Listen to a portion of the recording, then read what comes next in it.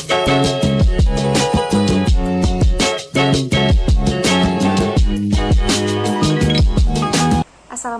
warahmatullahi wabarakatuh. Saya Nurul Kolbi Syahrul dengan NIM 20116041000. Saya dari Prodi D4 Keperawatan Anestesiologi Fakultas Ilmu Kesehatan Universitas Aisyah Yogyakarta. Assalamualaikum warahmatullahi wabarakatuh. Waalaikumsalam warahmatullahi wabarakatuh. Waalaikumsalam warahmatullahi wabarakatuh. Alhamdulillahirrabbilalamin, puji syukur kita panjatkan kehadirat Allah Subhanahu wa Ta'ala, karena atas karunia-Nya kita dapat hadir di kesempatan kali ini. Tak lupa pula salawat dan salam kita panjatkan kepada junjungan kita Nabi besar Muhammad SAW yang telah membawa kita dari zaman kegelapan menuju zaman terang benderang. Baiklah para hadirin, tujuan saya ke sini yaitu untuk melakukan penyuluhan tentang pentingnya vaksinasi COVID-19. Nah, jadi tanpa berlama-lama, saya akan menuju ke materinya langsung. Baik, apa sih pentingnya vaksinasi COVID-19 itu? Nah, vaksinasi atau imunisasi bertujuan untuk membuat sistem kekebalan tubuh seseorang mampu mengenali dan dengan cepat melawan bakteri atau virus penyebab infeksi. Nah, tujuan yang ingin dicapai dengan pemberian vaksin COVID-19 adalah menurunnya angka kesakitan dan angka kematian akibat virus COVID ini. Nah, meskipun tidak 100% bisa melindungi seseorang dari infeksi virus corona, vaksin ini dapat memperkecil kemungkinan terjadinya gejala yang berat dan komplikasi akibat COVID-19. Nah, selain itu, vaksinasi COVID-19 bertujuan untuk mendorong terbentuknya herd immunity atau kekebalan kelompok. Nah, hal ini penting karena ada sebagian orang yang tidak bisa divaksinasi karena alasan tertentu. Kemudian, ada pun juga macam-macam vaksin. Nah, setelah kita tahu apa itu pentingnya vaksin, kita juga harus tahu nih ada beberapa jenis vaksin. Nah, jenis yang pertama itu ada vaksin Sinovac. Nah, vaksin Sinovac ini diberikan dengan dosis 0,5 mili melalui intramuskular atau lewat otot. Nah, di mana itu disuntikannya di lengan kiri atas. Nah, jadi supaya kekebalan tubuhnya terbentuk secara maksimal, vaksin ini diberikan secara 2 kali. Nah, jadi itu antara dosis pertama, vaksin pertama dan dosis vaksin kedua itu jaraknya dalam 14 hari.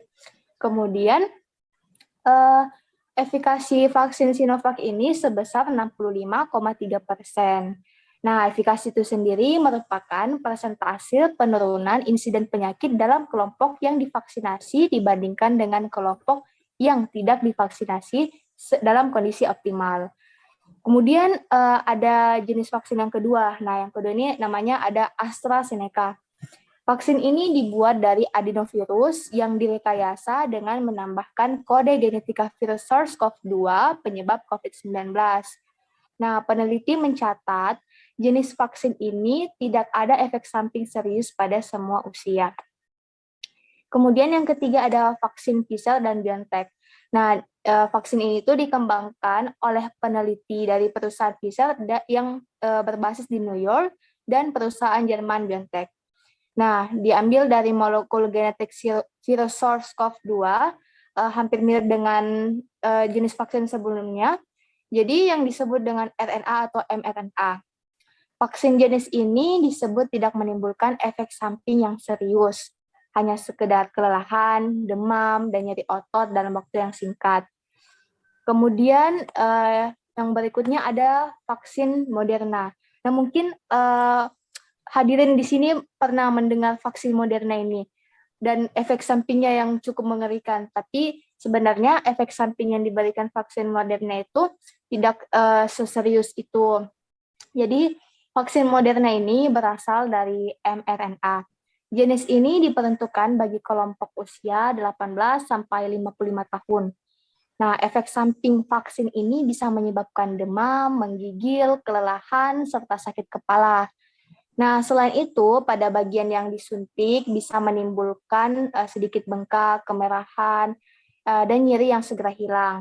Mungkin waktunya kira-kira seminggu. Nah, jadi jika mungkin peserta di sini mendapatkan vaksin Moderna dan mendapati lengan yang disuntikan itu terdapat bengkak, mungkin bisa melakukan kompres hangat untuk mengatasi bengkaknya, seperti itu ya.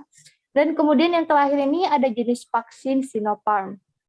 Cara kerja jenis vaksin ini dengan memberikan sistem kekebalan agar membuat antibodi melawan virus corona SARS-CoV-2.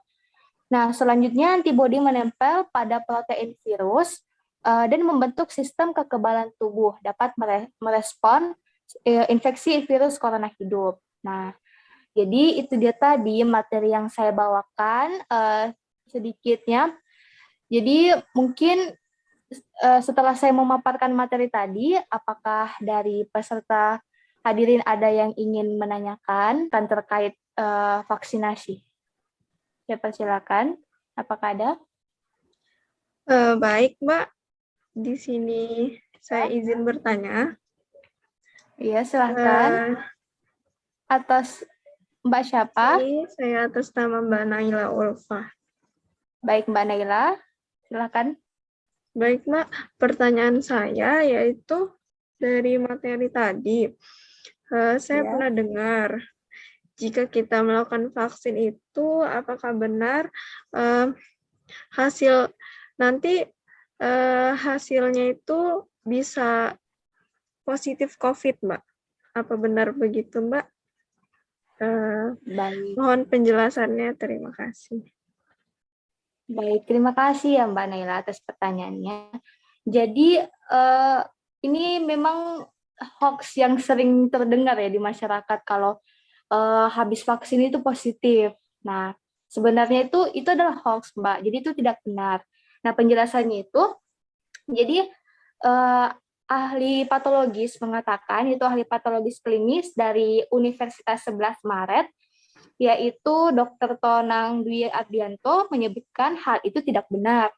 Nah, Dr. Tonang ini menjelaskan virus non-aktif yang ada dalam vaksin tidak akan menyebabkan hasil tes COVID-19 baik antigen atau PCR menjadi reaktif atau positif.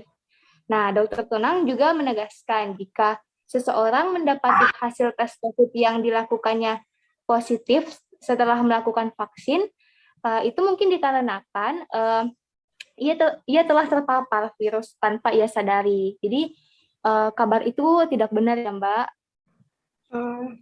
Iya Mbak, baik Mbak. Terima kasih atas penjelasannya. Iya, sama-sama. Baik, apakah ada dari peserta lain yang ingin menanyakan terkait materi kita pada sesi kali ini?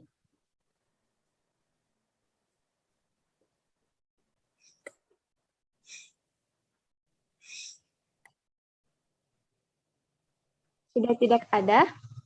Sepertinya Baik. tidak ada, Mbak. Tidak ada. Baik, mungkin sudah cukup jelas ya materi saya. Adapun jika ingin bertanya lagi, mungkin bisa konsul secara pribadi atau menanyakan kepada petugas kesehatan yang lain.